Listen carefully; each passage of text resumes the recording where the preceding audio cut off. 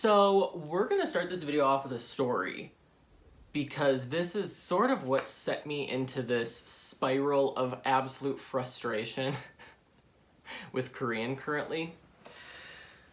So last weekend I'm on a date, little old me, trying to find romance in a foreign country. And of course I'm on the dating apps and whatever. I'm messaging in only Korean, and then finally when we meet, we realize that we both really like the K-pop group Nine Muses.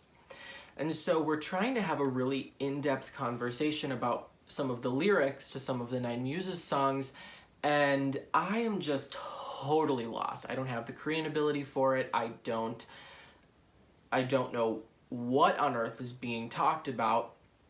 And so finally, the date ends. It was a wonderful time.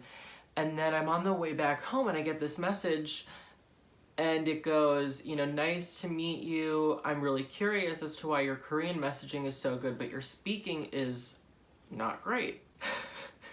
It doesn't sound great. And I get that. But it was coming from a place of genuine curiosity. I'm not mad about the message, but I was frustrated with myself. I decided to come on and just talk about the process of learning Korean, but this could go for any language. It's not easy, okay? It's really not easy. So first and foremost, when I was looking into studying Korean, I found a very interesting scale made by, some linguistical professor, somebody who's studied this for years and years and years.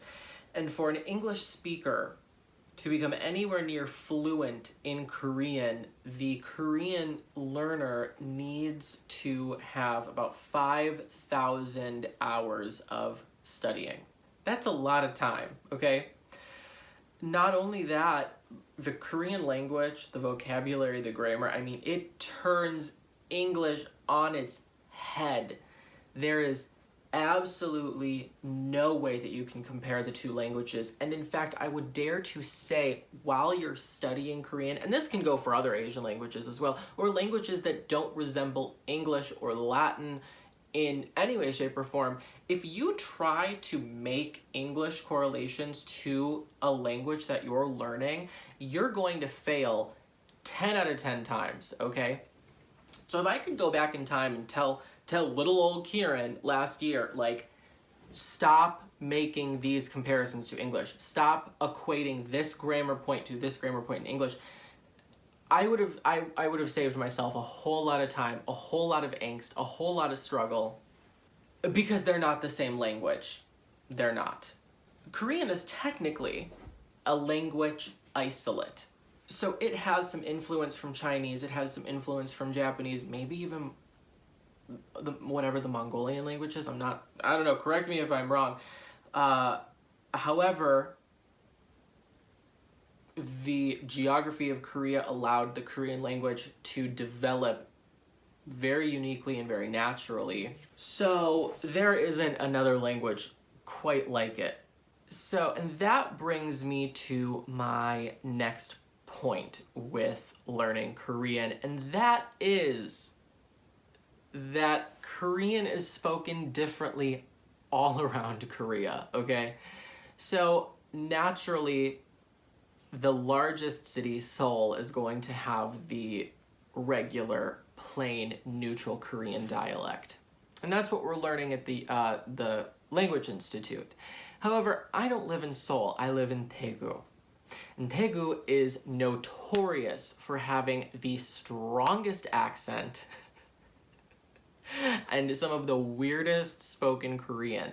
So I will learn, and then I'll go out into the real world, and I have no clue what people are talking about. I'm not familiar with that dialect. I'm not familiar with the accent. I have no clue what they're saying, and it's extremely frustrating to know that I'm paying attention, I'm doing the work, I'm studying, and you know, I go out there and I have no idea what people are saying. Really puts a damper on things, you know? And the final point of why I'm so frustrated with Korean right now is that I am the only Westerner in my class. I have my best friend here in Korea is actually in my class, and she's from Japan. We have a Chinese student. We have the rest of the students are Vietnamese, but they have that kind of basis already, you know? They already understand an Asian language which has very similar grammar points, very similar pronunciations, and then there I am sitting there. It takes me twice as long as the rest of the students to answer questions, to read, to grasp what the teacher is talking about, to understand the listening exercises. It's extremely discouraging. There's a YouTuber that I watch all the time on YouTube. I absolutely adore her. Her name is Lina Lure, and she has this amazing quote, and I'm not too sure if it's actually her quote or if it's someone that she quotes on a regular basis, but she says comparison robs you of your joy.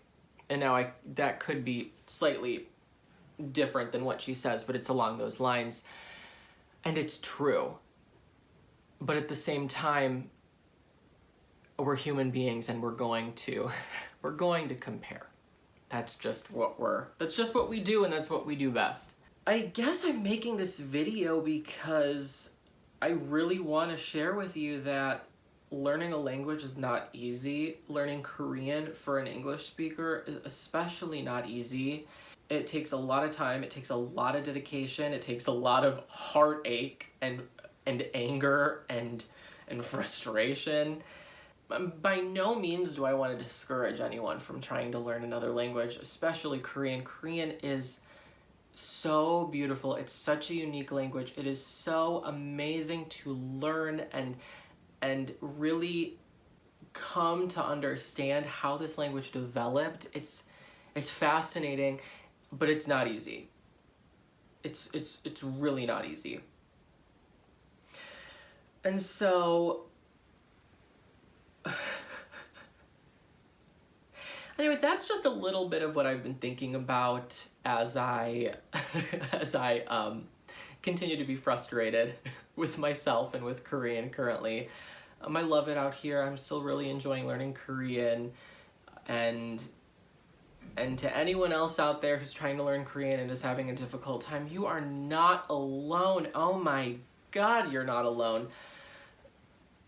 We really embarked on a challenging journey, and we can all do it, but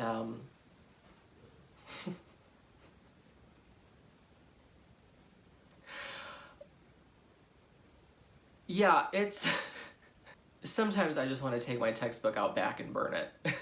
Just burn it! Anyway, everyone, I'm gonna end this video here. This has been this has been fun. This has been a fun video to make. I want to get back to making a lot more YouTube videos. I have had an entirely brand new schedule. A lot good and bad has happened in my life, and so I decided to put YouTube on the back burner so that I could really focus on, you know, where I'm going and what I'm doing. But that time away has really given me a lot of great video ideas. And so I'm looking forward to getting back onto my normal YouTube schedule to talk. And as always, if you have any questions, comments, video suggestions, or feedback, I want to hear them. So please leave them below, and I will talk to you guys later. Bye.